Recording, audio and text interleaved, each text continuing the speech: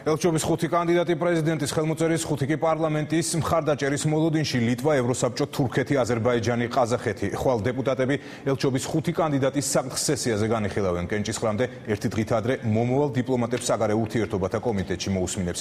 კანდიდატებს სავარაუდოდ უმცირესობის მხარდაჭერაც ექნებათ. და გვანცა პაპავაძე განაგრძობს თემას პირდაპირ ეთერში. გვანცა კონკრეტულად რა ხდებოდა მომავალი ელჩების მოსმენაზე.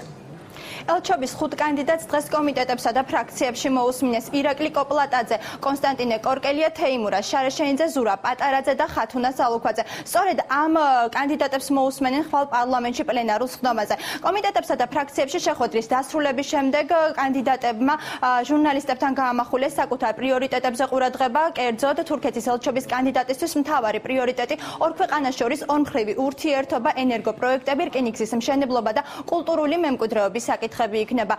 ლიტვის ელჩობის კანდიდატი კი აცხადებს, რომ საქართველოს ლიტვის ორმხრივი ურთიერთობა ქვეყნის ევროპულ და ევროატლანტიკურ სტრუქტურებში ინტეგრაციის გზაზე უმნიშვნელოვანესია.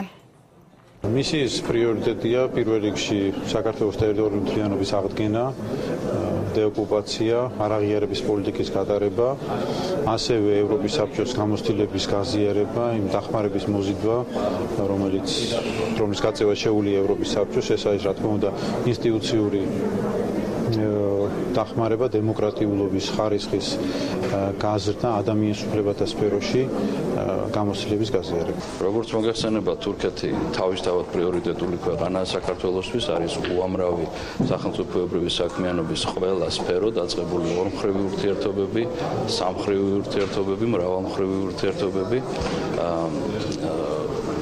საგარეო პოლიტიკური ურთიერთობის ისეთ საკითხში, როგორიც არის ჩვენი თანამშრომლობა ნატოსთან, ევროინტეგრაციის საკითხები, თურქეთთან დაკავშირებით განსაკუთრებით მნიშვნელოვანია სხვადასხვა ენერგოპროექტები, მათ შორის რკინიგზის მშენებლობის საკითხი, რომელიც ახლა მიდის და რა თქმა უნდა კულტურული მემკვიდრეობა და თურქეთში არსებული კულტურული მემკვიდრეობის აღდგენის თემა. ლიტვის რესპუბლიკა საქართველოსთვის არის ერთ-ერთი უმნიშვნელოვანესი პარტნიორი.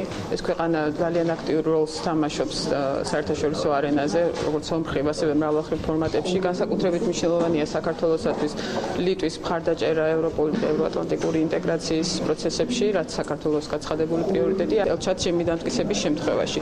ეს ასაკურველია იქნება პოლიტიკური ორმხრივი ურთიერთობები, ეკონომიკური ურთიერთობების გააქტიურება, ქართული საექსპორტო პროდუქციის გამრავალფეროვნება. პარლამენტ უმცირესობასთან შეხვედრის შემდეგ ელჩების კანდიდატების გეგმები ოპოზიციამ შეაფასა. საპარლამენტო უმცირესობის წევრი გიორგი გაბაშვილის განცხადებით აღნიშნულ კანდიდატებს დიპლომატიურ სამსახურში მუშაობის საკმაო გამოცდილება აქვს, სწორედ ამიტომ საპარლამენტო უმცირესობა მათ კენჭისყრაზე მხარს დაუჭერს.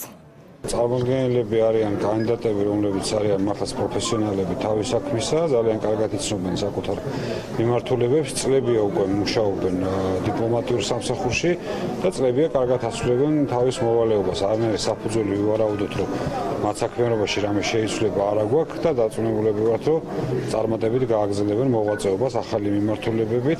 შესაბამისად ჩვენ მხარს დავუჭერთ.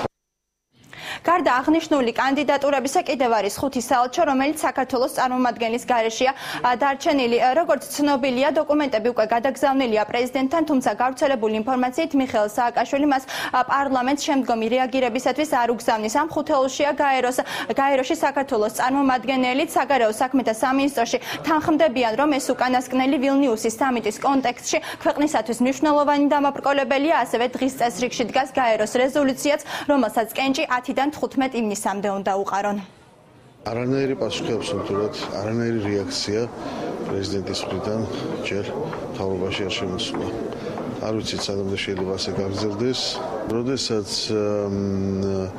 ახალ ხელისუფლებას ჰქონდა განზრახულება, რომ წარედგინა ახალი წარმომადგენლები ქვეყნის, მათ ჰქონდათ გარკვეული დავალებები, ისინი ამის შესრულებას ვერ შეძლეს მათ ამის შესრულება დღემდე. რა თქმა უნდა, ჩვენი ქვეყნის ინტერესები ზარალდებოდა, ხელი ეშლება მთავრობას მუშაობაში.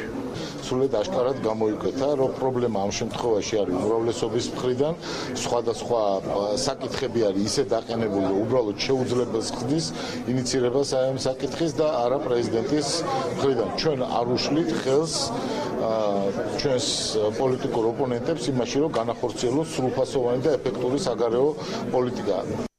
ხვალინდელ პლენარულ ხდომაზე დეპუტატები თურქეთის, ყაზახეთის, აზერბაიჯანის, ლიტვისა და ევროპის საბჭოს ელჩების კანდიდატებზე იმსჯელებს იმ შემთხვევაში თუ კი მათ პარლამენტი ნდობას გამოუცხადებს სია დასამტკიცებლად პრეზიდენტს გადაეგზავნება.